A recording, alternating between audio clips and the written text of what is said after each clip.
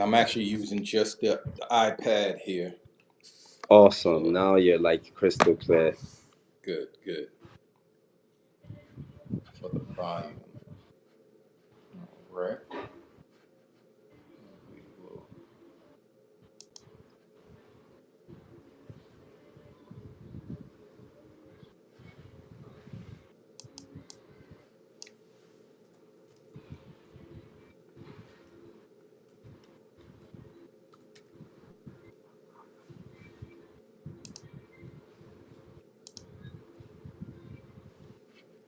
Yeah.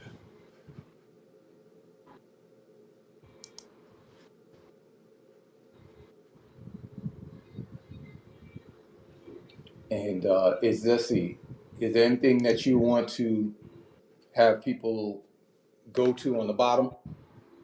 We'll put it as our ticker. On the bottom, Yeah. oh, okay.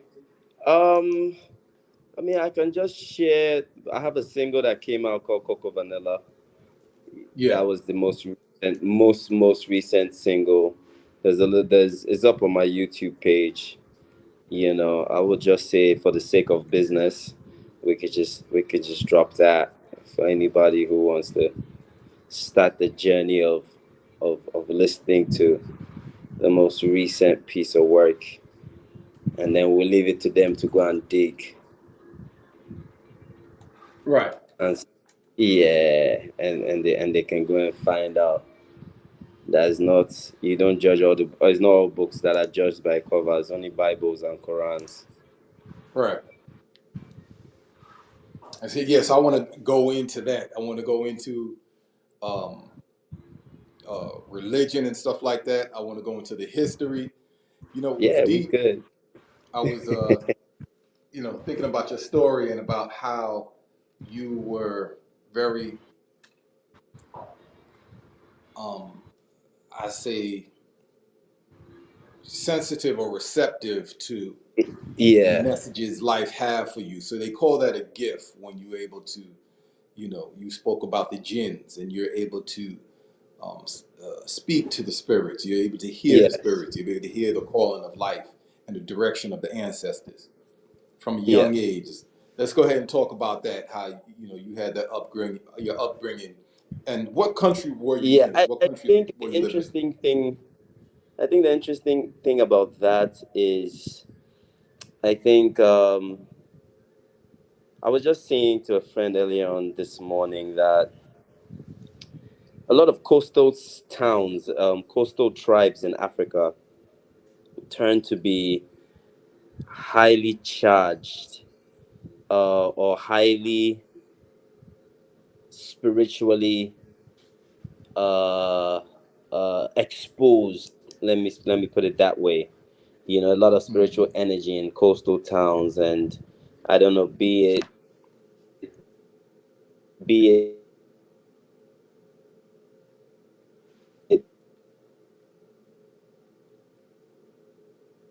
And there might be a little bit of a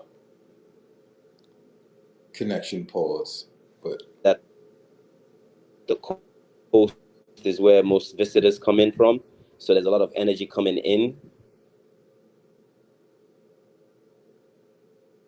I N O E E D Delta.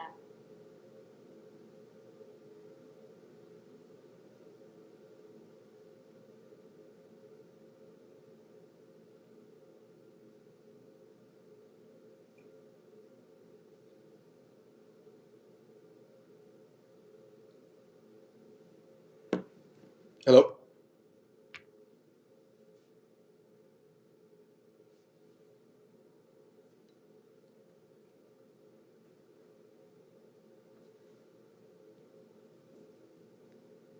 Hmm. Something with the connection right here. Oh, 1 second.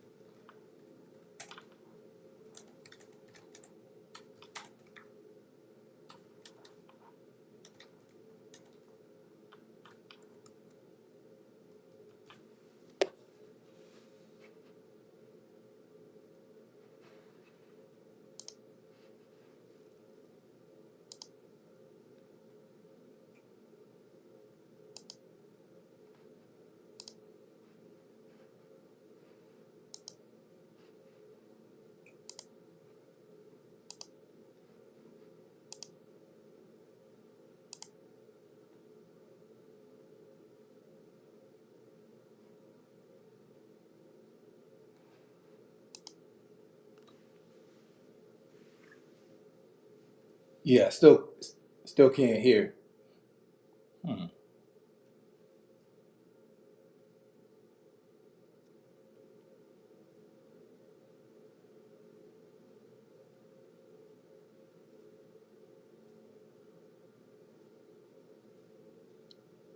Testing, testing. Not sure why your mic is not picking up. Can you hear me?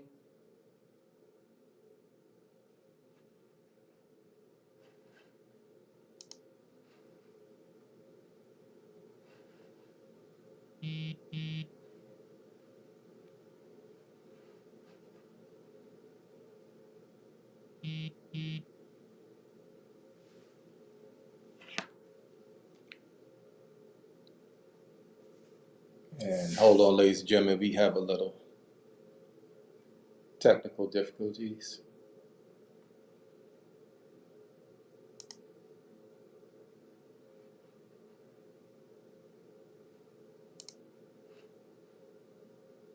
Hello?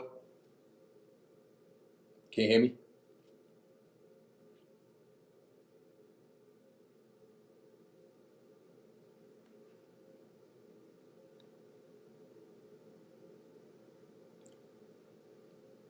Testing, testing.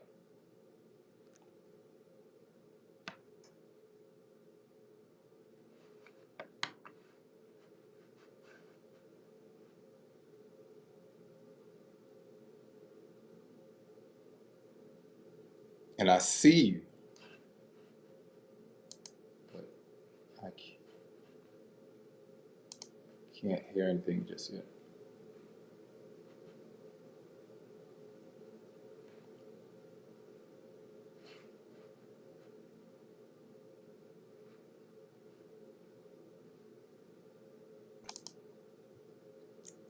Testing.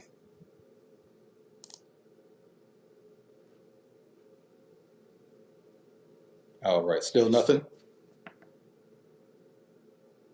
You there?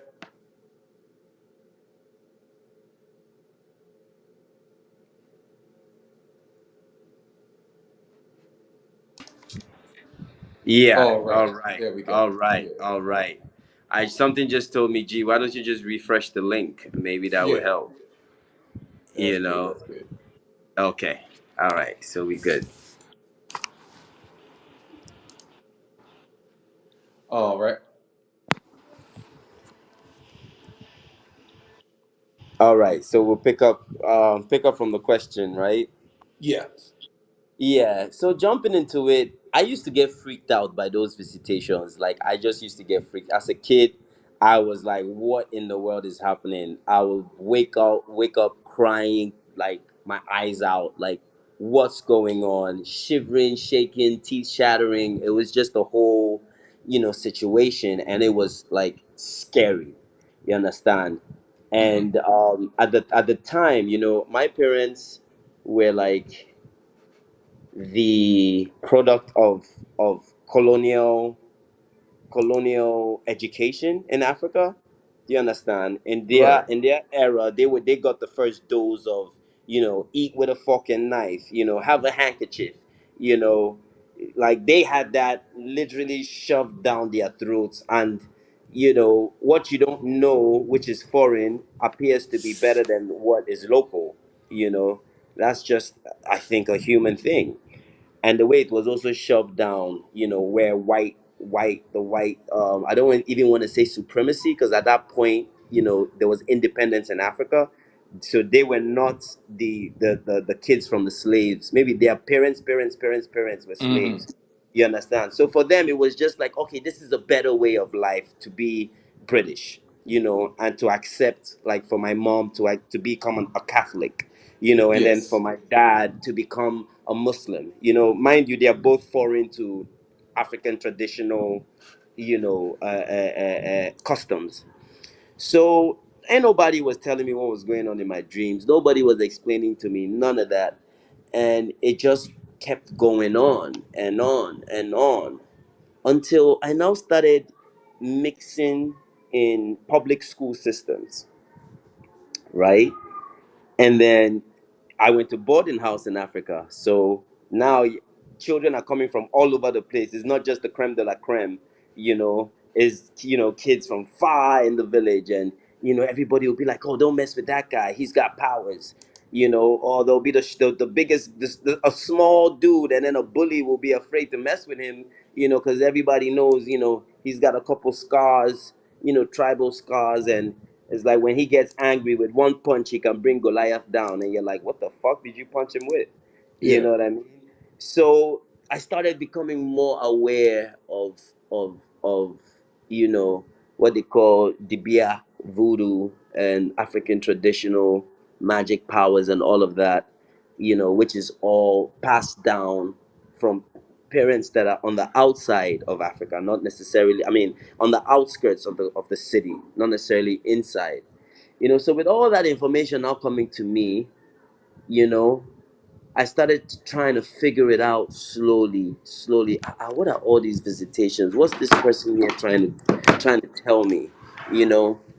Now, it didn't really strike a chord until I now got, because at this point this is all personal, right? And I'm not even vocalizing it to my parents.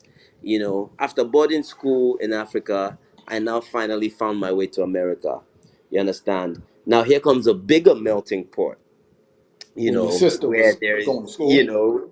there's the Mexicans with their, their festival celebrating the dead. There's tarot card readers all over the place. Mind you, card reading is not that famous here in Africa.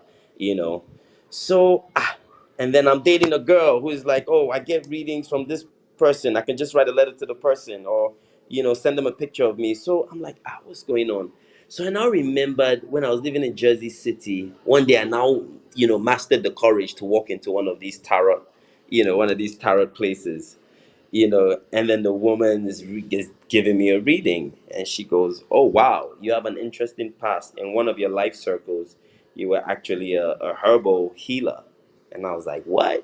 She's like, yeah, people will come to you for readings, and you understood how to communicate, and you would give them messages. And I'm like, are you serious? And she's like, yes. She's like, you still have that gift.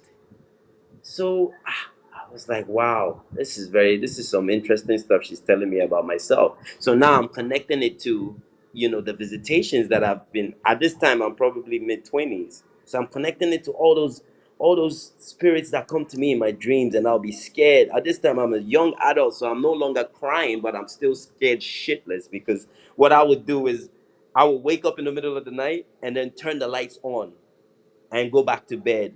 And I noticed that was my way of getting through the night, you know.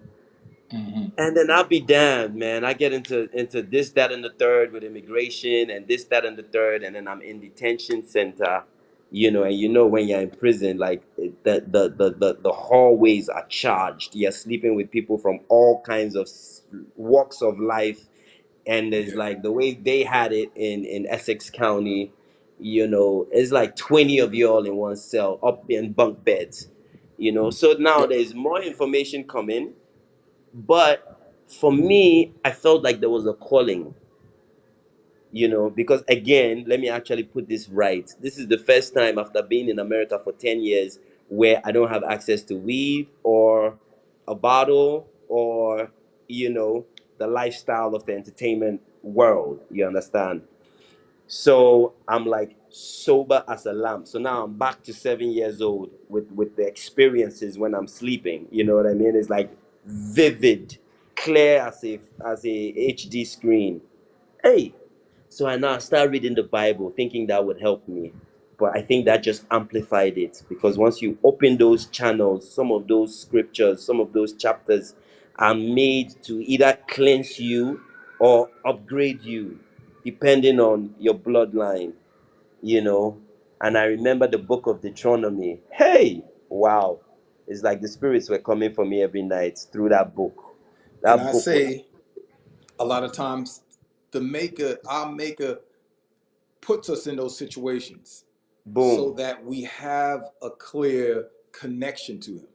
Because there's so many other 100%. distractions in life, Well, yes, that's what I and was we're saying. Like running. 100%. The Mm-hmm. distractions, I remember saying to myself, oh my God, like, what am I going to do when I get out? How am I going to handle the distractions? Because I was there for almost a year, so I got comfortable focusing on the scriptures, Yes. and I knew that there's no way I can have the same focus in the outside world. Mm-hmm. You know what I mean? So let me be a Word. sponge and take all this in. So, bro, man, I read that Bible like, I mean, let just imagine your favorite course in college, how you keep that textbook. You're so eager to like sponge it. That's how I sponged the Bible.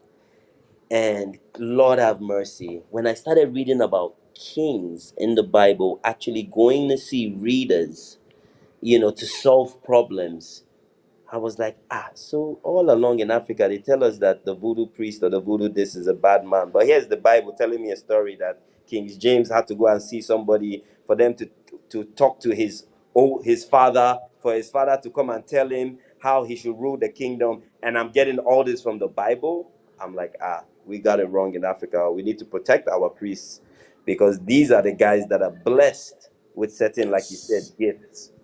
So why do we paint them so black? This goes back to what I was telling you about our parents being of the generation that embraced the colonial leftovers of, Yes.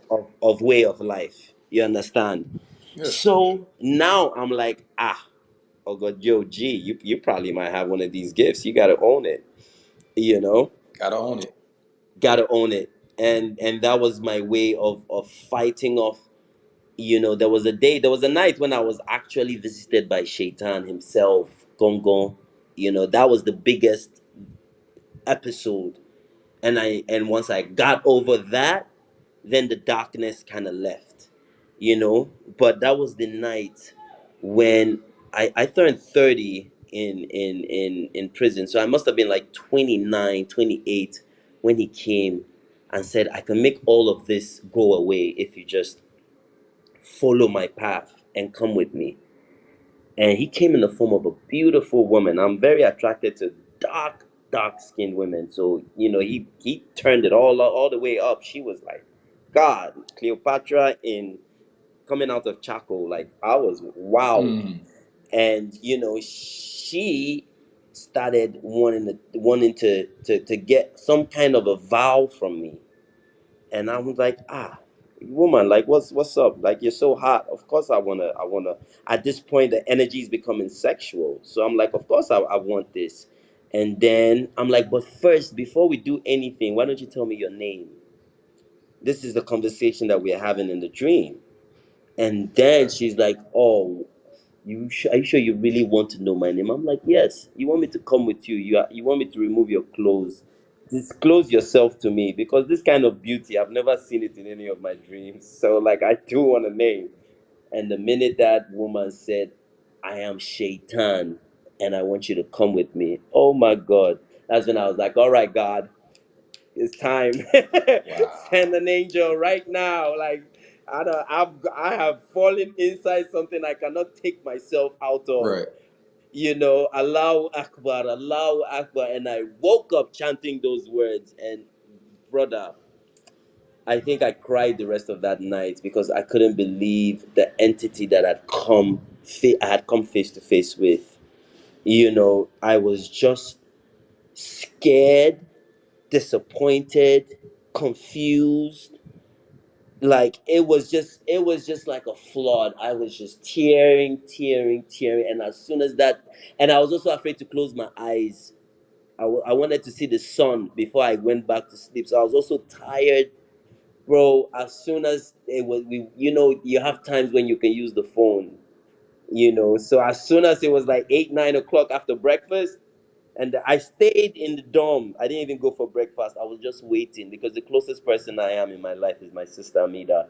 And I just couldn't wait to hear her voice and be like, yo, I need some comfort right now because the craziest thing just happened in my life, you know. And boom, I got over that. And slowly, I now finished the Bible and I was like, okay, I'm now ready for the Quran, which my father is Muslim, my mother is Christian, but they kind of gave us the liberty of choosing. So Okay. I am Jibril Hassan Adedayo Mansoure. Jibril Hassan are both Islamic names. Adedayo is from the Yoruba tribe. Mansa Ray is from the Mali Empire. Mansa Musa, Mansa Abubakar, Mansa Ray. So descendants of that empire migrated from Mali to Guinea, from Guinea to Sierra Leone, which is where I am right now. Yeah. You understand? So already the bloodline is very thick ancestrally. You understand? So the magnetic connection to Islam was already there. But because of all the bifurcation, the alcohol, the weed, from before jail, and when I first got to jail, the crazy thing is the guy that was sleeping on my bed had been deported and he had left a Bible on the bed. And I'm like, oh, a Bible? Like, so I was like, okay, I guess this is a message, Yeah. so I'm gonna just jump into this. I'm not even gonna question it, you know. So then when I Yeah. finished it, I was now like, okay, let me go and see what, because the Muslims always have their little groups in jail. Like they always stick to each other, they always bundle Okay. Yep. themselves, and by this time I'd done like 3 months. Everybody had seen me walking around with that Bible, so nobody even knew that I was Muslim, you understand. Mm. But then I now hollered at one of my boy Abdul, and I'm like, "Yo, Abdul, my dad is Muslim, right? I took the Shahada, like I was born with the Shahada." And he was like, "For real? What you doing?" It's like, "Hey, you always reading that Bible?" I'm like, "Bro, I'm just on my own journey spiritually." Right. I used to tell my mom I'm just a spiritual man. You know, she'll be asking me about the phone. So what religion? At that point, I was just in the middle. And then Abdul was like, "I want to see you at the next prayer." And the next prayer was the Fajr prayer the next morning, So I rolled up, and Alhamdulillah, because I had been through Islamic school in Nigeria, I didn't pray in like almost 15 years. I got to America in 2000. I got in prison in 2009. Let's go back from 1995 when I started high school in Ghana. Religion was not a thing for me. So I hadn't prayed, said the Fatiha in almost 15 years. But that morning, the brother asked me to join them at prayer. And as soon as I stepped on that mat, it was like a download. Every prayer I had learnt in Islamic school as a child just came straight to my mouth. And I recited the whole thing. And it just felt like home. And from that day, I have been a very strong Muslim. I have been able to understand the gift of being able to know what's going on in my dreams, not from a scared perspective, but from, okay, these are helpful signs and these are helpful messages that are brought to me about either my future or my parents' past or the people that I'm close to. Maybe a warning for somebody. Maybe I just need to stay in the dream and wait for it to end and I can finally come out and grab a pen and pad and take notes. You understand? Yeah. And then slowly I would I would go to, because I travel a lot, I would be in countries that would have portals. You understand? And everywhere in this earth there's a different kind of spiritual portal. It all Portal. depends on the history of that land. You understand? And sometimes I will be in these places and angels will start coming to me in dreams and they'll be like, listen, bro, we've been in this world for a while. You know, genes will come to me and they'll be like, we've been in this world for a while. We want to come over to your world, but we need somebody to invite us. And I'll be like, all right, cool, let's Wow. go. You rolling with me. You understand? And so that's how I started my recruitment. See, y'all hear it here first. And let this be a message to people. Sometimes we have a calling not to just stay in our place, but to move around, to move somewhere, Yeah. because there's a calling for you to get to where you need to go. You can't get there from the specific place, the physical place that you might be No, at. physically, you need to move. You need to move. Physically, The body needs to yes. move. There are portals all over this world. All over. And the spiritual world connects through us through certain points, through certain people, through certain aspects. And we have to free ourselves and 100%. get to those points to get that message, to get that communication. I mean, there was something, there's a reason why we're here on this conference right now. There was something that drew me to you.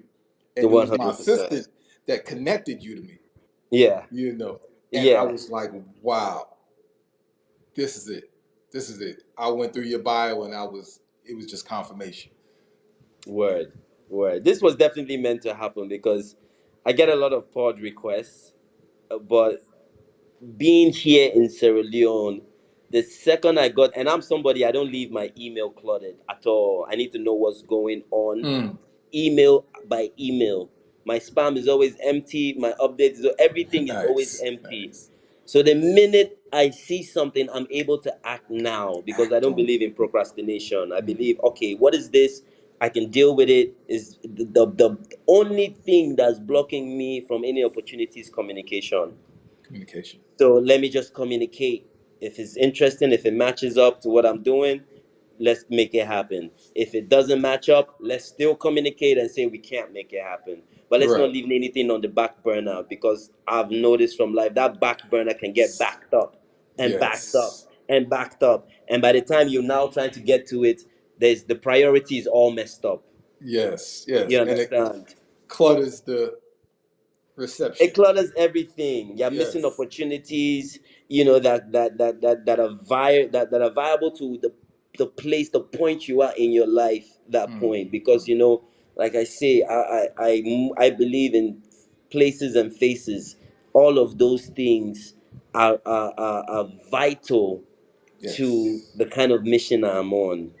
You understand? And sometimes they can even be destructive to the kind of mission I'm on. Mm-hmm. So I need to know how to filter, and I can't filter if my machine is clogged. Absolutely. Absolutely. So let's talk about music in your life. Before the US, Yeah. you always still felt music in your life. And Oh how does that, yes, yes. I guess, I've, intersect with your spirituality? yeah. It's deeply connected with my spirituality because the Mansa Ray tribe is a originates from Mali, and within the tribe we have these. We collect. One of our responsibilities is to folk folk sing the history and pass it on from generation to generation. That's embellished in the tribe as a Mansare. You learn your history by listening to songs from your elders. You understand? And then Nice. you grab it and then you sing to your kids and then they grab it and that's how our history is passed on through the Passed on. lineage. So, and I got put on by being in Sierra Leone 2 years ago when I met another sister. Her name is Fantasy Wiz. And at this point, I was still going through my spiritual awakening. One of the journeys here. Anytime I come here, it's very intense, you know. And I would find myself trancing in the middle of the day. Like I would just be with somebody, and then before you notice, pop, and so I had a chance to meet this woman, and she asked me, "What's your last name?" I'm like, "Jibril Mansouri." And she's like, "Oh my God, I'm also a Mansouri." And then she's like, "I bet you like water." And I'm like, "Oh my God, how the fuck do you know?" Like I was literally just coming out the pool. And she's like, "Yes, it's part of our history as Mansouri's. We are one of the only tribes that, they tell stories of us being able to transform when we enter water into an animal and come out as a human being." And I was like, God damn, what the hell are you telling me? This is like some true blood shit. and which is crazy. You might have noticed this when you came to the U.S. Black folk in the U.S. don't swim, and What? that's a historical thing. You may have missed that, but many black folk don't swim, and it's a historical thing because during slavery, they Yeah. didn't want a lot of the escape routes Yeah. were through water and the rivers. Oh, boom. Yeah. Um, Okay, so they will keep you all far away from the waters and the rivers because the numbers will decrease and their work. Okay, and the bloodhounds couldn't chase you exactly. over the Exactly. river, And you over the water. know, slavery is they're packing black folks from all along the coast. Now, Right. one thing, yeah, so one thing I started saying in the beginning is I come from two coastal areas, countries. And in West Africa, from my experience, a lot of coastal villages are very, very charged spiritually. Mm, Very, very common to find the same gods and spirits and elements from the cities that are around the coast. right. Senegal, Accra, in Nigeria, Benin, Cotonou, Lomé, Togo. Now I'm in Freetown, which is also in the coast. So she's giving me this story about this myth about manta rays and water and the connection and the way they have the ability to transform in the water and survive in water. And it's so crazy because me, the minute I enter water, I don't even like to be on top of the water. I just go down. Mm-hmm. Me too. I automatically take as much time as I can. That's what I think for me is to say, okay, can I do 2 minutes underwater? Can I do Yeah. 5 minutes underwater? Yep. Be it, let me tell you the coolest thing I ever did. Like just last week, I discovered this beach here in Freetown called Number Two. Yo, bro, I've never been in a sea where I can go all the way down to the surface, open my eyes, and see everything around me without goggles on. Mm, This water is crystal clear. clear. Yes. And it's I so need to clear, be it there. don't the salt is not even burning your eyes when you're under the water. Yeah. And so I would just go down and just be down and just swim as far as I can before I come up. I always say I'll take Olympic medal for swimming one day. We'll do the But contest. oh, the beach is so, and the sand is like, so when we were approaching the beach one day, I asked somebody, "What's that long white wall that I can see? Is that somebody's property or what?" They're like, "No, that's the sand on the beach. The sand is as white as bleach, and the water is as blue and shining." And I'm just like, wow, this place is so gifted and so blessed. But back to the story. So now she was now explaining to me that also she goes, so I bet, I'm like, yeah. Now this girl is an artist, and we're being introduced by a friend of mine who is Liberian, who is a videographer. So we're all creatives. So he's like, yo, G, you're gonna enjoy meeting these people. So she goes like, okay, so outside of the myth of us also being in water and being able to transform, you need to come to the village because you need to hear the history from a folk, from from the way it's actually communicated. And I'm like, wow, I still didn't get a chance because I think by the time I came back to Sierra Leone, she's now on tour in the US. But she's also going to take me back to their village. Is a place called Kabbalah, which Kabbalah is in the north of Sierra Leone on top of these highest mountains. First of all, Sierra Leone is Portuguese for Mm-hmm. mountain Sierra Leone lions. So the mountains are shaped like lions over here. You understand? All over the country. And around this time of the year, there's a city called Kabbalah, which has the highest mountains in the country.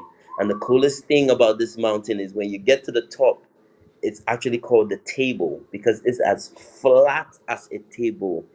And that's where people go and spend the new year. And so that's where there's a big settlement of the Manta Ray tribe. and she's like, you gotta come and hear the folk telling of how they narrate history. So now I'm hearing this, and this is like my second trip in Sierra Leone, reconnecting with my father's people. And I'm like, well, no wonder I'm a musician, because this is like undeniable in my lineage from day one, Gosh. And I remember writing lyrics as young as like 9, 10 years old. Like I was always freestyling back then. Yeah. You understand? So the musical journey definitely started before I got to the States.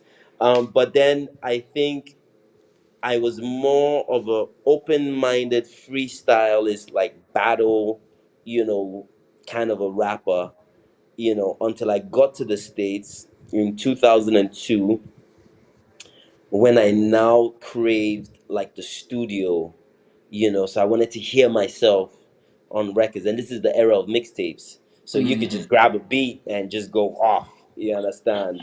Right. So, I met this cool ass producer in Jersey City. Shout out to QC Funk, who Brick City, Brick New City, Jerusalem. man, Brick City.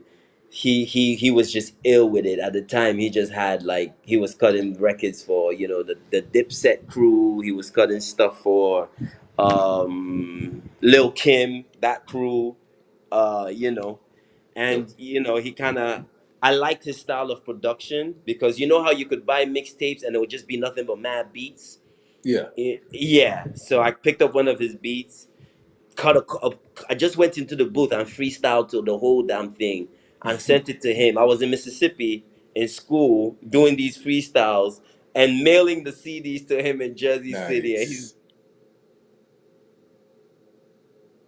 Nice. And we may yeah, have lost a Jersey little bit of City. your connection. You can't have all this rap skills and be in Mississippi. No Yeah. way. Like, what are you doing with this? And I'm like, I'm just trying to find somebody to work with. So after I put in a year in school, I'm somebody, I don't like doing bad at anything. So when I noticed the focus wasn't on the books, the grades were not coming back the way I would want them to come back. I'm like, gee, we got to put these gloves up and get into a different ring, you know. So I put them up and we headed out to Jersey City, and like my hip hop career officially started. Yeah. Ooh-wee. Yes. I know the ups and downs. I was watching a video yesterday, right? And there were two Right. balls the same size, starting on two tracks. One track was straight, and the ball would just roll down. The other track was up and down, and up and down, and up and down. And so the ball on the up and down track Hmm. reached the bottom first with more momentum. Wow. That's So crazy. in our lives, we have to understand that the ups and downs and And the ups and downs downs are getting us to our destination quicker than the guy and that with doesn't have. more Wow. momentum. And it's not necessarily about getting there more quicker, it's about how our energy moves with such Mm. ferocity Mm. because of the ups and downs. We have to just take that and accept that because Mm. that's Yeah. what's going to propel us Mm. to where we need to go. Mm. We're like, oh, why is my life always with chaos and up and Yeah. down and drama? You need that Yeah. momentum, Yeah. and the Creator That's so wants to get you interesting. there. That is so interesting, because Alhamdulillah, what you Yes, just sir. said, is so important, because sometimes in life we pick up people along our journey, Hmm. partners, right? And that partner might have been built to go on a straight path. You understand? And Yes. so that partner, when they notice that your path is the ups and downs, you guys are not matching, Hmm. And so now there's what do they call it when the north and south pole of a part of a magnet don't connect? Polarism. Yes. And I have been in a relationship like that, where she just used to Like literally, almost throw a bag of salt on me already. Like I have ups and downs. Like why are you kicking me when I'm down? But she will Right. always say, "It's always something with you, G. I don't even know. I'm always getting anxiety. I'm always getting this. I'm always getting that." And I just wouldn't understand because on some real shit, anything she wanted, like roller skates, she would just get it without, you know, the ups and downs. But Mm. for me, being used to the ups and downs, I'm like, but it's gonna be okay. And she's like, well, that's what I hate about your life. Is it always works out for you. No matter how much you have all these ups and downs, it always works out. But I don't like it. And you know, we Yeah. should have let it go earlier on. Let go of that because we were just not in the same energy field. Right. But because I didn't have this knowledge you're having, and I'm repeating this for our viewers, you know, so that the ones that are watching this and they might be in that partnership, you know, don't be there when the person is kicking you when you're down. Mm-mm. You understand? Learn to know that you're not meant to be together and just call it quits early because that thing Right. wounded me all the way to the end. And by the time we realized that we needed to cut it quits, it was already 10 years deep. Right. Wow. Yeah, do you understand? Mm-hmm. And so that just came out of my head when you just gave that analogy because Alhamdulillah, her blessings are still coming, and so are mine. You understand? But we never probably needed to be together, Yeah. you know, because our journeys were just so at such different paces, Mm-hmm. you know. So for y'all out there, you know, try and catch things like that. You know, when you have the ups and downs, it's all good. Just buckle up. It's a roller coaster. You understand? And Absolutely. everybody will go through a roller coaster once in a while. You know, it's just like I say, it's just up to you to recognize it and man up, roll with the punches, and buy another ticket and take that ride again. Yeah. Another thing I was listening to, I don't know if it was watching, it was Chris Brown or someone was talking about it, but they was talking about the greatness is in the grind. Um, that's where you learn your craft. That's where you learn yourself. That's where you learn your faith. That's where you learn. I mean, everything is in that grind. Talk Yeah. about, how did you feel going through the grind in the U.S. and we put Wow. together a little snippet about your bio to help people understand. Hmm. But you could maybe tell some incidences while you were in the U.S. Yeah, I mean, That grind. it was, to be quite honest, that grind has made me like bulletproof right now. Mm, Bullet, bulletproof. I wouldn't do it any different, even though I didn't know any different. And maybe I could have had it a little easier had I known the rules of engagement of being an the immigrant in rules America.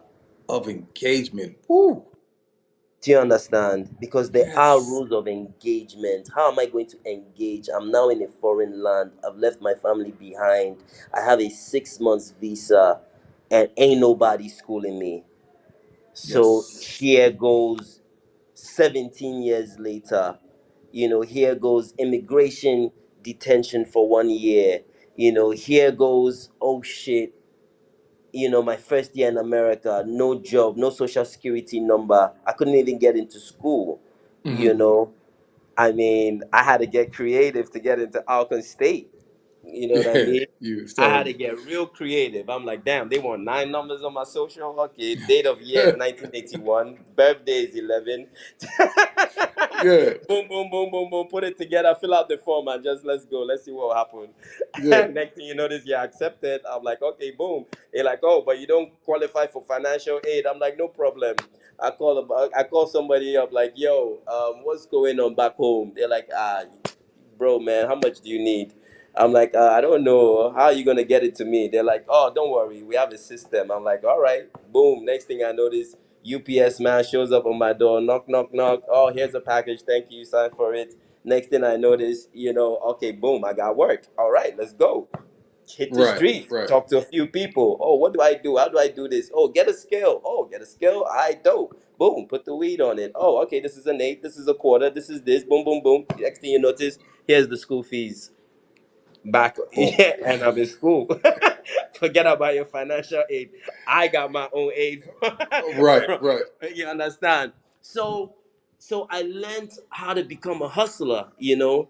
Mind you, son of a diplomat, my father is like highly like wrote some of the earliest computer programs. Do you Okay. understand? So it was not, that's why I said I didn't know the rules of engagement. Because when I got to the States, my dad was like, "What are you doing over there? You went to Mm, visit your sister. She was graduating. We paid for you for to be a visitor to support your sister and get your ass back home and go to school in Nigeria. mm, You know, you finished high school, you're going to university in Nigeria. Me, I'm watching Nelly on the TV every night. I'm watching Naughty by Nature. I'm like, are you serious? I don't made it this far. You're still talking about college in Nigeria? Not happening, Dad. I right, got right. this. So he's like, oh, you got it? All right. You cut off. Until you come back to Africa, don't call me for $1. I'm like, I got it. You understand? So now I'm in the I have no choice but to figure it out. So the money came quick, you understand? Back then there's something they call 419 here. We were like the originators. Like my most of the guys I went to school with in Africa, remember when we come out of school here, you know, the system for jobs are very, very limited depending on what level of society you are. Who is your father? Who do you know? Who can get you a Mm, job? Because if you belong to the masses, you might end up being an A student and driving a cab. wow. You understand? Opportunities are not like that. Companies are not that many. Some countries are still run by government agencies where they should privatize certain things. The government still has them. You understand? Yeah. So without those opportunities, most of my friends in high school were the ones, you know, banging people's credit cards and sending me Rolexes and gold chains, and I would get the UPS package, hit the streets, flip the shit, now break bread with my guys back home so everybody can eat and go and pay my school fees. Do you Breaking understand? bread. Yeah, making That's the name of bread. the show right And there. somebody's getting a insurance check, so they all right. Yeah, yes. whoever whoever it is has already called and said that their card is missing and they're getting the refund. So, you Right, know, everybody wins at the end of the day, even though, you know, a lot of it was illegal. You know, there's no way other way to paint the picture. Do right. you understand? But I survived off that, you know, from 2000 to 2002. But like anything in Jabril's life, I have a very addictive personality. So you Mm. show me something, I'm going all the way to 100. Go hard. Yeah. You understand? So I'm in Cincinnati, Ohio at this point, and I have everything in my apartments that you shouldn't have. Rims for BMWs, laptops, down Yes. jackets, Neiman Marcus, a whole cupboard full of Neiman Marcus jewelry. I mean, down to blenders, bro. Anything they could order online and send to me, I would find a way to sell it in Cincinnati. Until the Hmm. apartment got hot, you know, it got so hot that, you know, the agents were watching me.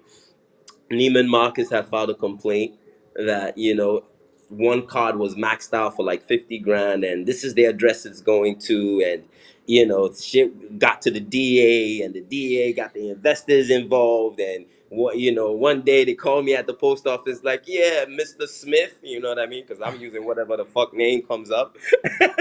They're like, Mr. Smith, you got to come for an order. One of your orders, you know, but the whole thing was a setup, you know. Yep. My dumb ass, Sizzler. I remember this so well. Sizzler was in Cincinnati performing that night. Yeah. And, you know, I needed some extra bread. You know, I needed to take the ladies out. So I was Yeah. like, yo, I told my homie, like, yo, let's go to the post office. He's like, gee, you want to go to the post office to pick up a package? Everything comes to the house. I'm like, bro, I got this chain in there. We can flip it and go to the Sizzler concert. He's like, it's a bad idea. I'm like, well, Yeah. let's Yeah. do it. Yeah. What's my name? We get to the post office, and within 3 minutes or more, the whole place is swimming with Cincinnati police.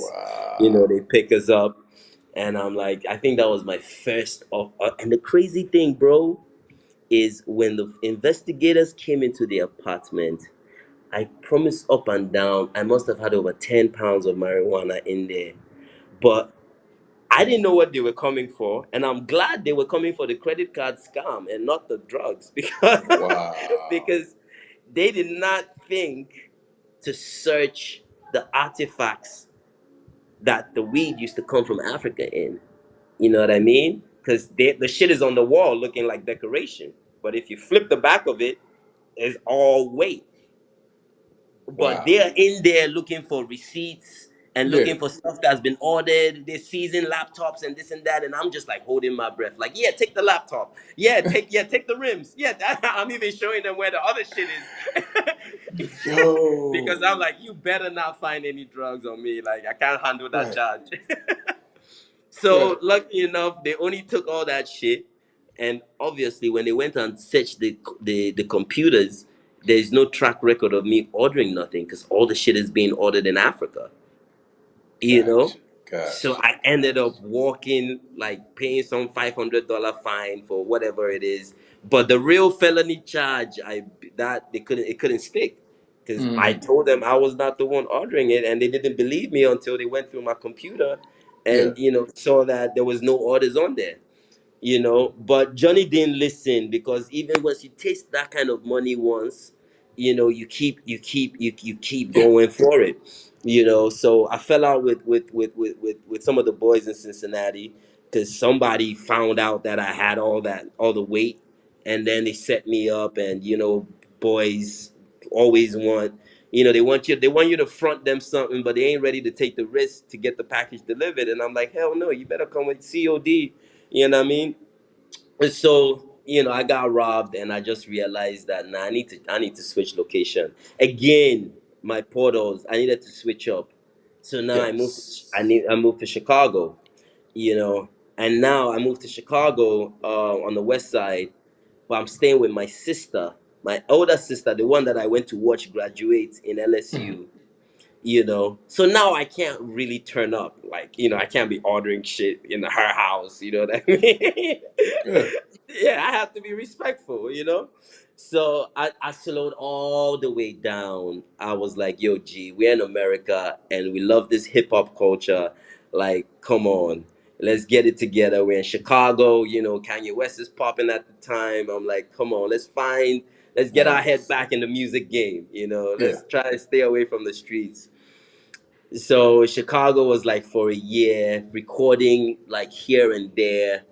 And then, Chicago blessed me with my biggest hit, which is Long Road, you know, um, Man, I because, love that. oh man, give thanks. I wrote that in Yes. Chicago. I couldn't get a job. They Okay. have to cut my locks just to survive, because this is 2004, 2005. You are not getting a job in one of those beautiful hotels with dreads. It's not today. Right. You Right. understand? So anywhere I would go, they'll be like, "Yeah, you can get the job, but you got to cut your locks." And I was not having that at the time. Hmm. You understand? So after that became a problem, and I needed to chip in on rent. At this time, I'm used to cash, but I'm not trying to get back in the streets. So I was like, "Nah, this is not gonna work. Let's do something different. Let's take all these mixtapes, all this stuff that you've been recording. That guy in Jersey City said you should come. You haven't listened to him all this time, you know. Y'all hear let's that? just Y'all hear that? let let's just try it out. You never know, man. Come in to find out. I go on my limp, because he really liked Long Road. So he's like, come, let's make this a single. I'll reproduce it for you. I get to Jersey, and this guy is a Ghanaian. So you know how African, when you get to America, you automatically start speaking like an American, right? Yeah. Yeah. So the whole time we on the phone, and every lyric and my delivery is so clean, like I was just like samurai sharp when it came to the mic. So he didn't know I was from the motherland. Uh He huh. thought, like, an African American rapper that has roots in Africa, Yeah. but probably was born and raised here. Yeah. So I get there, and there's this thing we say a lot in Ghana, chale, chale. Chale is like yo, homie. So I get there, the homeboy takes me to one of those Jamaican restaurants, to eat, and showing me around Jersey City. And then he's like, "Yo, let's hit up the African restaurant." I'm like, "Hell yeah, yeah, my folks are African. Let's go get some African food." As soon as he walks in there, now he starts speaking like an African to the seller, and I'm like, "Nigga, like you're African." He's like, "Ah, Charlie, I'm from Ghana now." I'm like, "What? I'm from Ghana too." And it's like, "Oh shit!" Yeah. And it was just like the magic just happened, and from there we gave the world classic records, man, classic records, you know. So that Y'all was influenced a lot by the reggae. yes, Well, you know yes. what's so sweet, and everybody doesn't know that way before the Afro beats started popping, y'all had an Afro beat sound that y'all was shaping. Talk a little bit about Afro beats and talk a little bit about reggae, because I mean, That's so most of dope. us in the U.S. all we So know is you see, reggae. the majority of us growing up in Africa in the 80s, hands down, reggae music. Reggae Yeah, music is on the radio. Bougie is my favorite. Reggae music is at the parties. Yeah. I mean, the only time hip hop will come on in the 80s, not even hip hop, pop, is when Michael Jackson comes on and everybody turns up, or Mm, mm. Don Simon. She got diamonds on the sole of her feet. You know what I mean? Like Yeah. you would have to be a big pop artist to Gosh. outdo a reggae song. You So y'all had understand? more reggae. We were all, it was reggae in Africa. Lucky Dube, Majek Fashek from Nigeria. Uh, um, uh, I mean, the list goes on and on and on. Obviously, reggae coming from Jamaica. 90% of the reggae we consume is Jamaican reggae, but we also had big reggae acts in Artist. Africa. So all we drank was reggae music day and Yes. night. So you grow up with that vibe of reggae. And then the only other polar there was in Nigeria at this time to reggae was the pop Nigerian musicians. Now, this is not even Afrobeat. I'm talking about talking drums, Shino Peter, you understand? Traditional sounding music that just makes you want to dance. And it's like 120 BPM. You understand? And it's Okay. pure local language spitting or singing over those drums. And that would be blasting through my father's speakers. You understand? So now, here comes this guy who has a little bit of American swag, some kind of British personality, I mean, education, but fully African identity by the name of Fela Kuti. And the whole of Africa is just shaken by his sound because Hmm. this is not reggae and this is not Shino Peter African traditional drums. This Yes. is like jazz meets spoken word, Yeah. and he calls it Afro beats. And what made him stand out is he's a revolutionary. This man is speaking against corruption, which is Hmm. everywhere in Africa in the 80s. There's no country that does not have that bad blood of, a military regime. A military regime in Africa is very gangster. These are soldiers that will flog you if you say the wrong thing. You Mm. understand? And Fela is coming from British education, so he knows that when I was in London going to school, the military is different from the police, is different from the government. So what's going on in my country? When I visited America, there was something called Black Panthers, and these guys were all holding their fists up, saying, freedom, justice, equality. So what's going on in Africa? You understand? How do I take these messages from the Black Panther movement? How do I take this peace and stability? that democracy is supposed to offer, but over here we have nothing but military men walking around with koboko, which is long canes, flogging people left and right and stealing their money at the same time. Fella said, no, this is not right. This is not the way our societies should be ruled. And this is not the way our societies were ruled before colonialism. So who is poisoning these military leaders that they can sit so high and mighty in their place, still have a better quality of life, but give us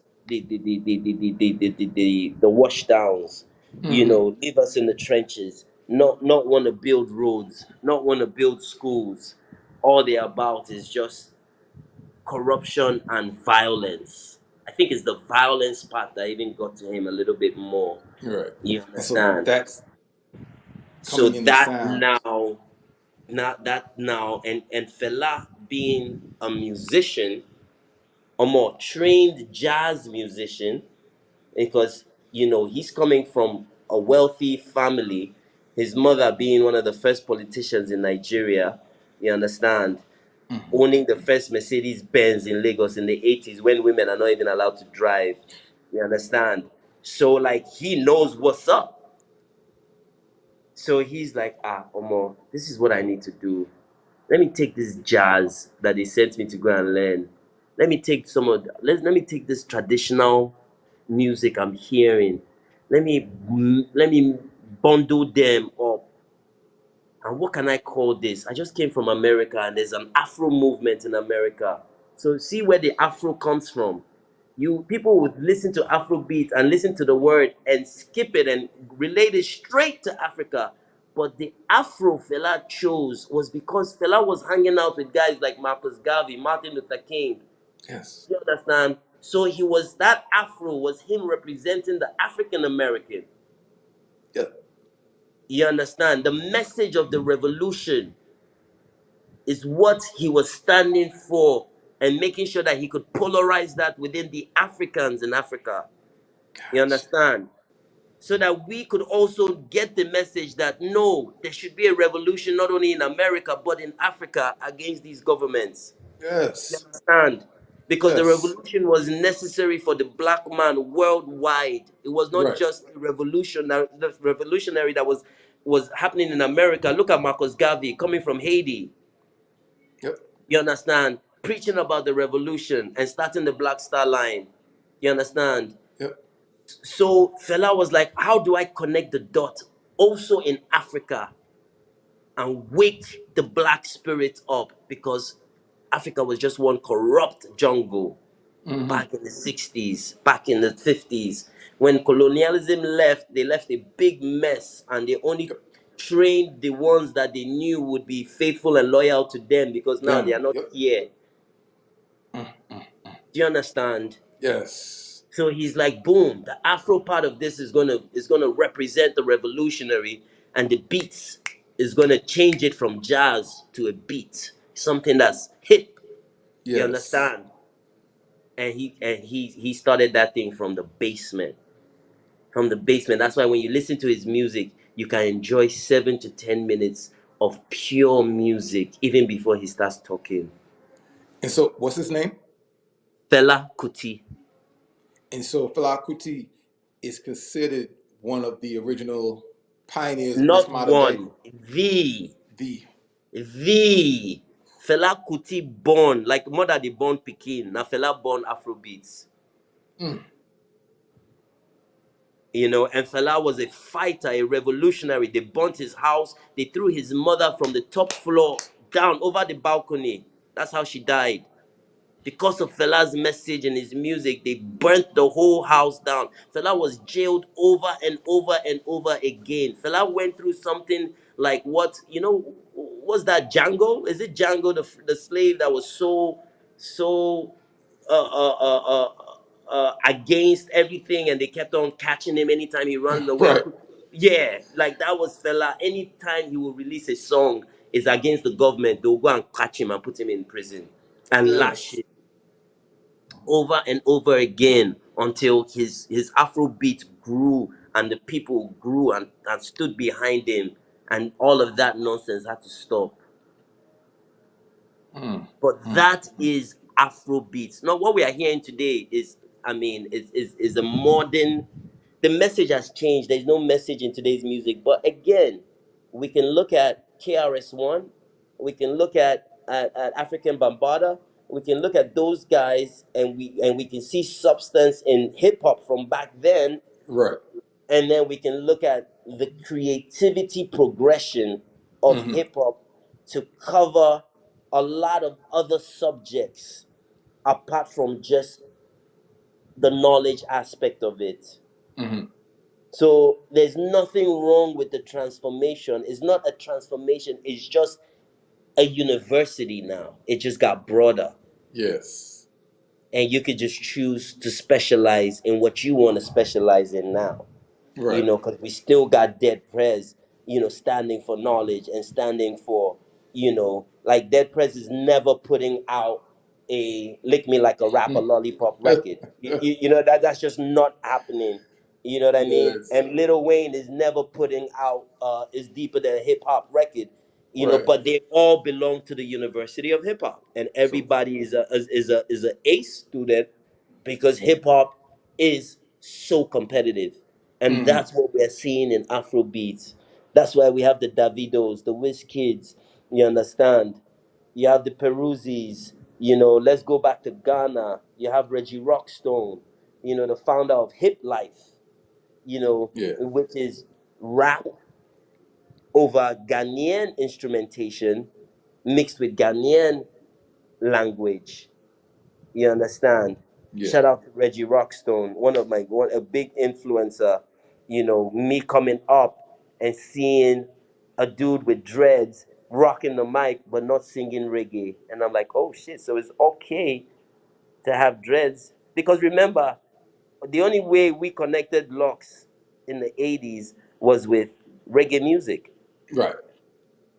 So here comes the '90s. If you even remember in hip hop, most rappers back in the '90s would either rock the cornrow Yeah. or get the waves. Yep. It wasn't until the Fooshnickers and Laws of the Underground, Ground. when we started seeing rappers with dreads. Dreads. Yeah. A little bit Dawes effects. And Yes. that's facts. Thank you very much. You know what I mean? Yes. Yep. So for niggas like me now coming up under them, I'm like, oh shit.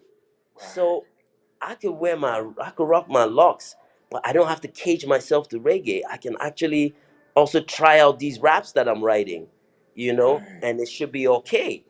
Man. Thanks to seeing Reggie Rockstone, thanks to watching Das Effects, thanks to watching Lost Boys. You understand?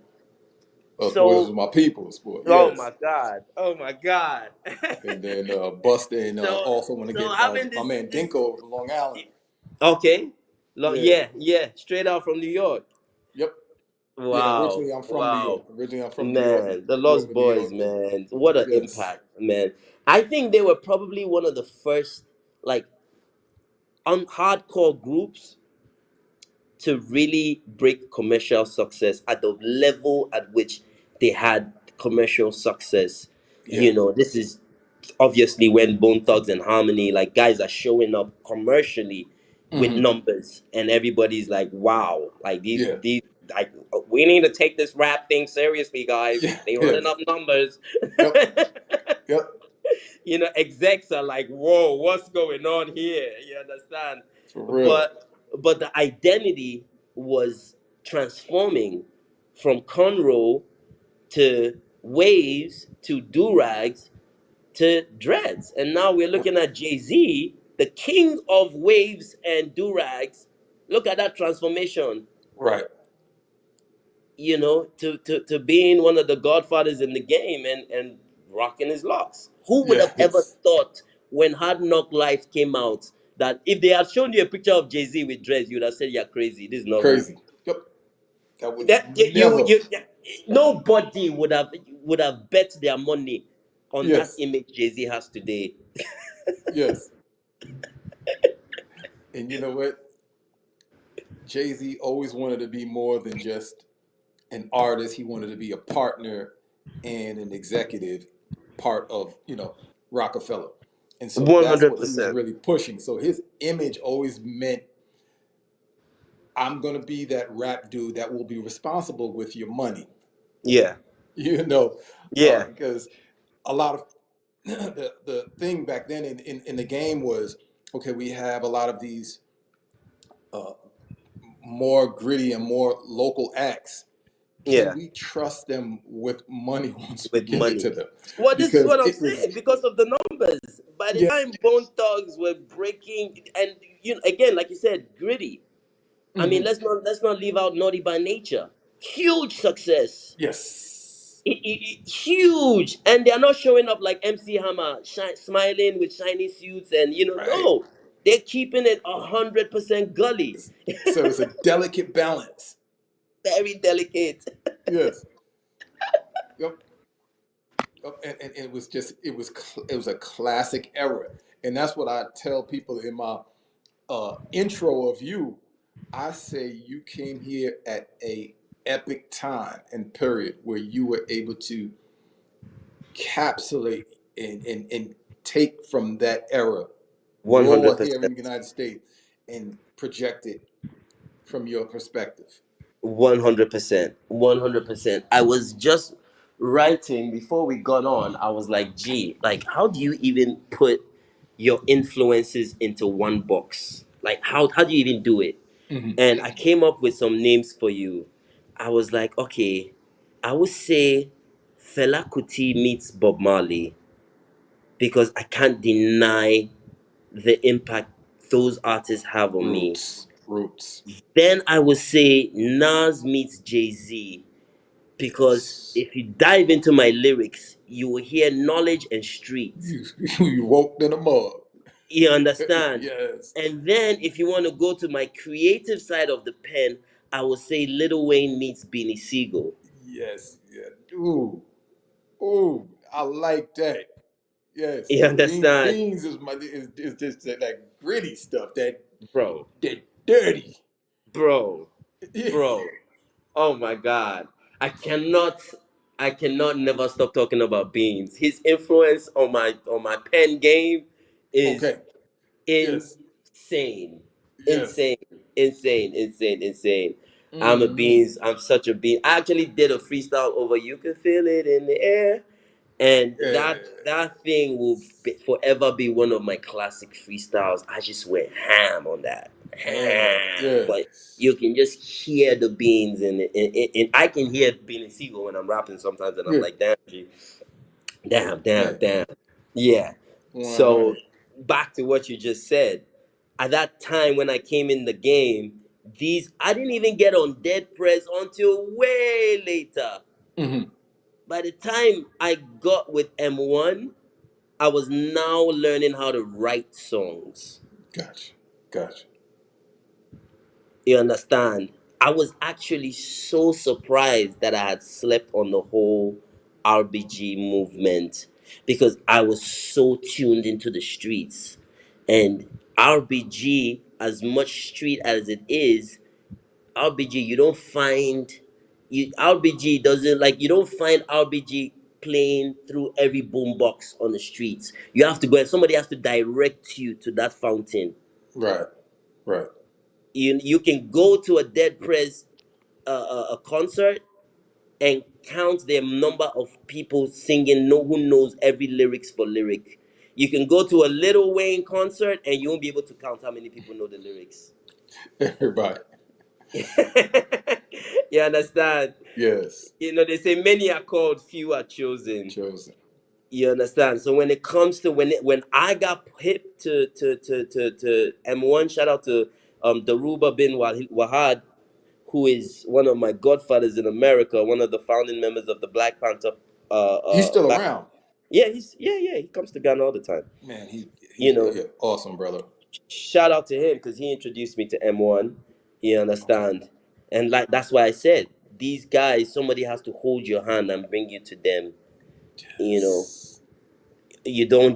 you don't just hear about them or know about them. As big as their names are, everybody that knows them were put on.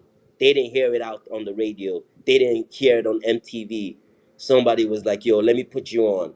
And alhamdulillah, thank God I was put on, because now that could now change the demographic of what I was writing. Yes. You know, now Jabril has not just street knowledge, Jabril has education, street Levels to it. education. It is just another level of knowledge. You know, like Jay-Z Yes. said in one interview, knowledge can be very objective. You can get it and it can just, like, you get a cigarette box. It says don't smoke. It shows you all the effects. But what you do, you open it and smoke it. You just go past that knowledge. You understand? Yeah. But there is educating yourself beyond knowledge, choosing the filter, building the filter, so you know how to now not only retain the knowledge, because that's another dangerous thing about knowledge, is you can just retain it and then it's no longer useful. You know, it has to be practical. Practice. You have to practice it. And that's what Sticks and M1 rap about. How to practice it. 50 push-ups. Practice it. Juice. Get your juice. Put it in that machine. Go for the sea moss. You know, wake up. You know, get your day right. You know how to talk to your queen. Let's talk about mind sex. You know, like Said. practical Yep. music. Yep. You understand? And once I found that portal, because you see now, Mississippi, Chicago, Jersey City, and then boom, Brooklyn. Yeah. And in all these portals, I'm getting knowledge. I'm getting street education. I'm getting street knowledge. I'm getting, learning how to bag shit up. And then, the biggest thing we've learned about, alhamdulillah, when I decided to stop selling stuff from the, you know, I got locked up 2 or 3 times, and I was like, bro, you're not even American, man. You don't made up a social security number. you know, this ain't going to get you too far. You know what I Yeah. mean? Find a job. Find Right. a fucking job. So I got so blessed, man. Shout out to Mike from Mississippi, one of my boys who used to be a repo man for a car dealership. And he's like, yo, man, you look like you could talk. You could sell anything. You could sell water to a well, G. You need to work in the dealership. Come, let me go introduce you to the manager. You know what I mean? And he took Yeah. me to the manager, and the manager was like, yo, I like you already, man. Go buy a suit and come back to work. You start on Boom. Monday. You Boom. understand? Now look at another level of education I now get. This is from 2005 when I start working at Mitsubishi up until 2017 when I left Nissan in Edison as a finance manager. Mm-hmm. Now I'm learning about the credit system. Boom. And that's part of the little hustles that I do too. Yep. Okay, Yeah. so now my business mind is not only stuck on nicks, dimes, and pounds. Is like, oh wow, I can take this money from the streets. I can put 500 down on an American Express card, and everybody's coming to the dealership and they get denied because they have a 400 score. So Jabril, we're not gonna have a 400 score. We're gonna pay this credit card every month, slowly by slowly, so that I can have a line of ones, because now I'm looking at credit report, Experian, Equifax, and I'm like, oh, there's one more. I'm looking and I'm like, oh wow, what are these ones? These ones represent every month. So every month, if you make the payment within 30 days, okay, money is not a problem, because I have the weed hustle here. Now I'm selling cars, so I have money. Let me build credit. So from dealership to dealership, 500 score, 600 score, 700 score, and then each time I will step my game up and move to a bigger dealership. you know, they would recognize my talent in sales and be like, okay, G got skills. Let's make him the team leader. G got discipline. Okay, G never has problems with his deals. Because remember, one thing I had in the back of my mind is all that shit I was doing with credit cards and stuff, I can't bring it over here. You don't shit where you eat. Right.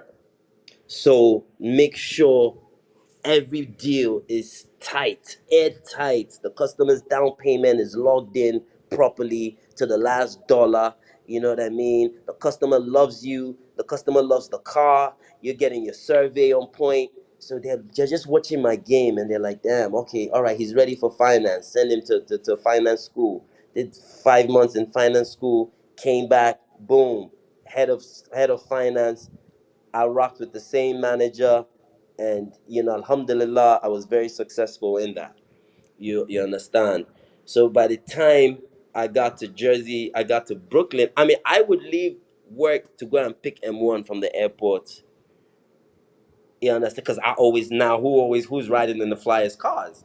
You understand? Because I got that game, and the cars are right on the front in front of me. Yes, So I sir. always had a Nice. Maxima. I always had an Infinity. I always had name it. There's Nice. no car I haven't driven. I had my first Bentley. If you see my first mixtape, I'm sitting on a Bentley.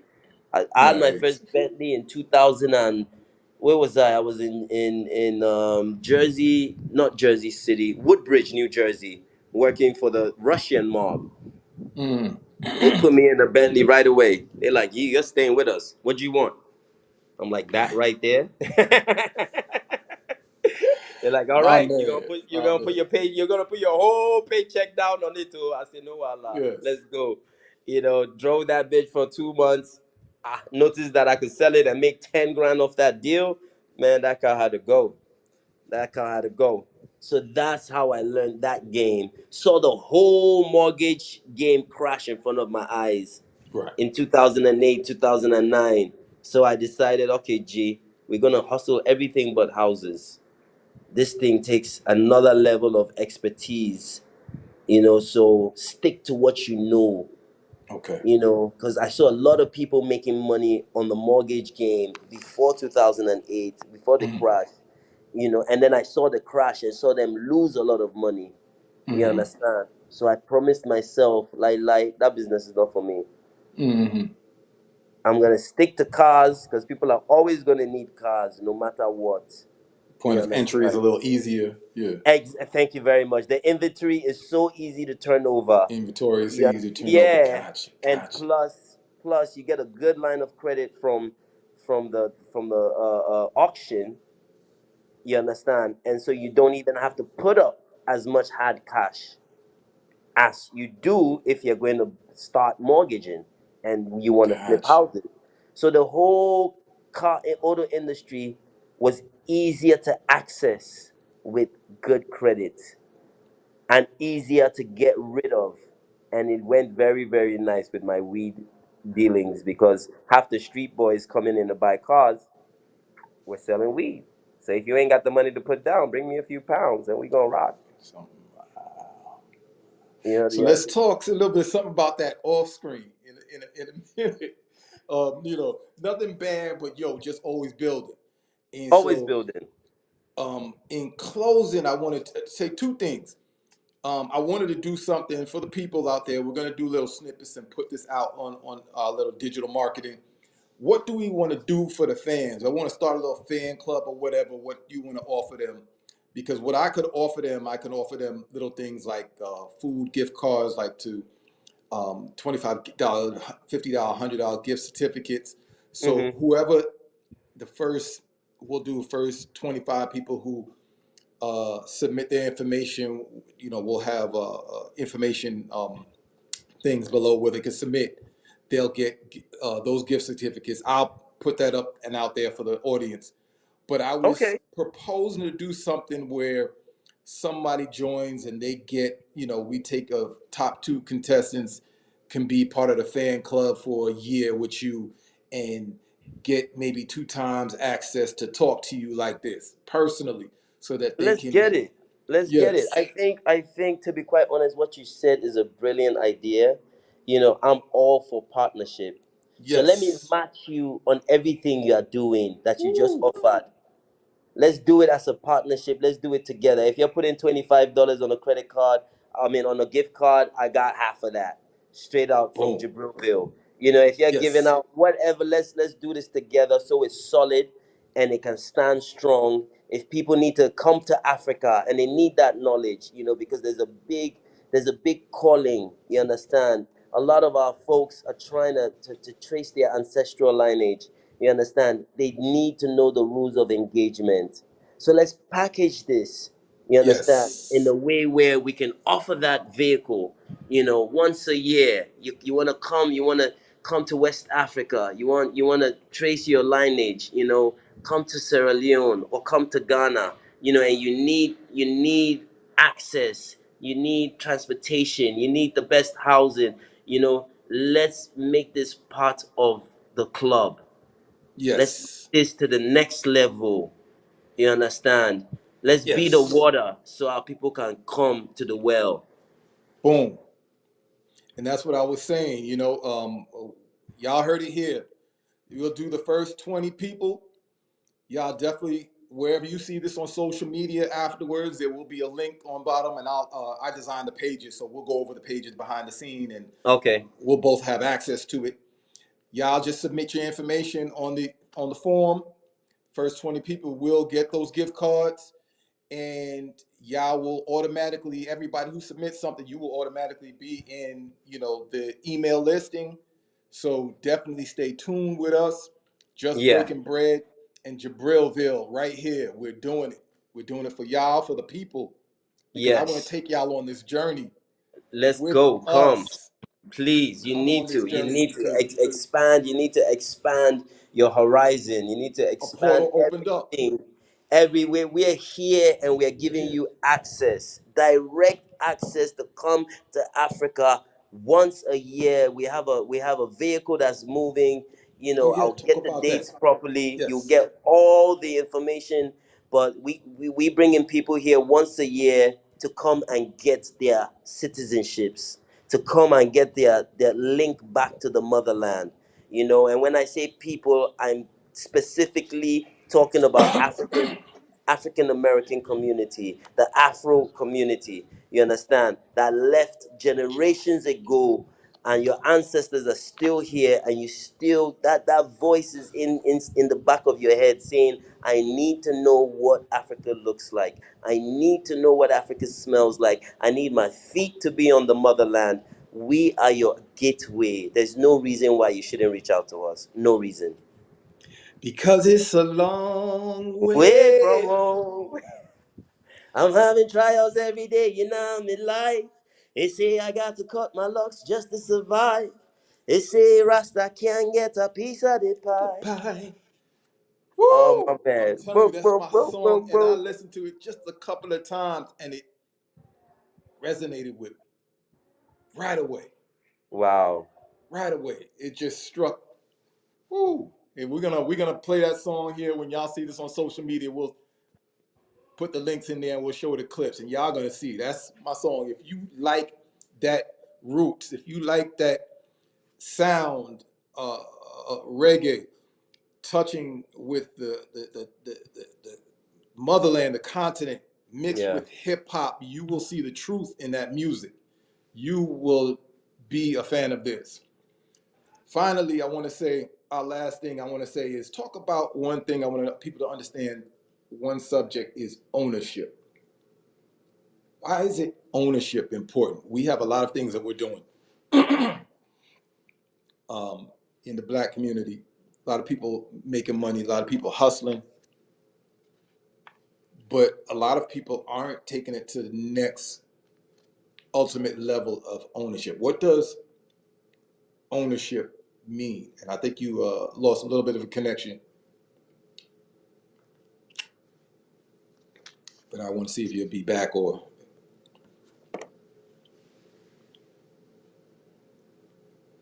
hope your battery wasn't gone or something like that.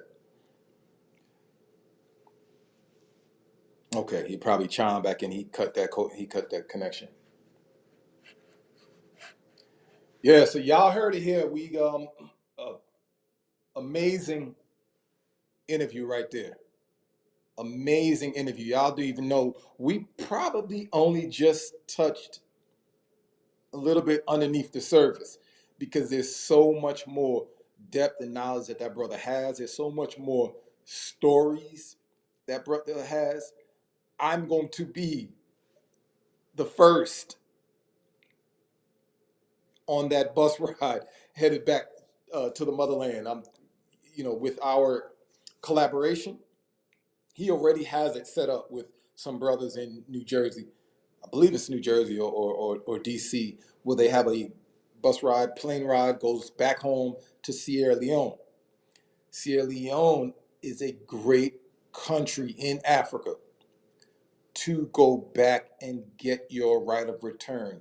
You can go there, Black African Americans can get their right of return within record time and get citizenship in that country.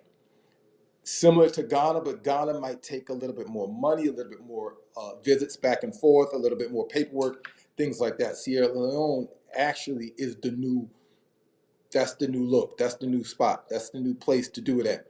So I want y'all to chime in, send me an information. You can send me Peter at justbreakingbread.com.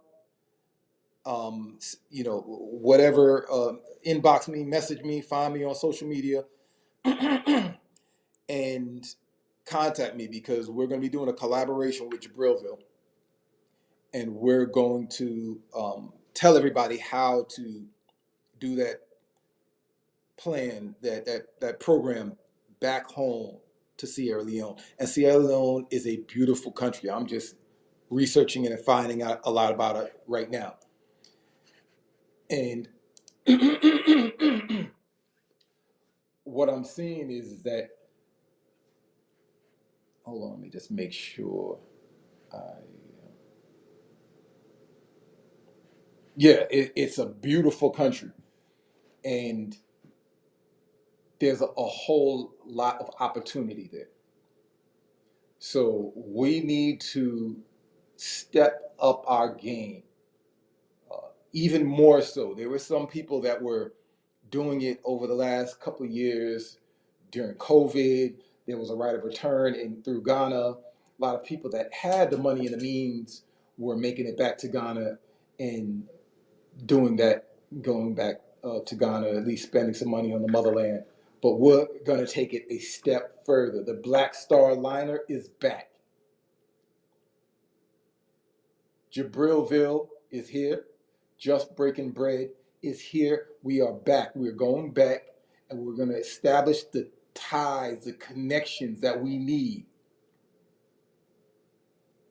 to build the African American community, the Pan-African diaspora, and take us to that next level of where we're supposed to be. This is homeland. This is our opportunity. This is our time. So find me, connect me. Again, if you see this on social media, there'll definitely be a way to message me or email me. I'll check my inbox and respond to you in a timely manner. I haven't seen Gibril. I'm going to talk to him off screen and in this stream. But I thank everybody for being with us, for visiting with us. That beautiful podcast message interview that we had, just an exclusive inside vision to what is going on and what is opening up. Peace, love, and happiness. Assalamu alaikum. Peace be unto you. Peace be unto everyone. One love.